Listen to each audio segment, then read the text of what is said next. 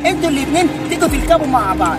لا، ده مستحيل ان اركب مع الشخص ده في مكان واحد. ده من سبع المستحيلات اركب مع الشخص ده ولو الله حصل. انت عبط ولا ايه؟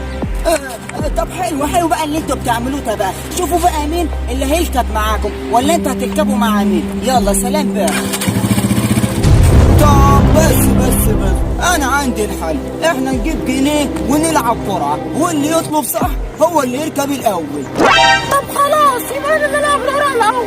طلاق ثلاثة اللي انا اللي العب القرعه الاول.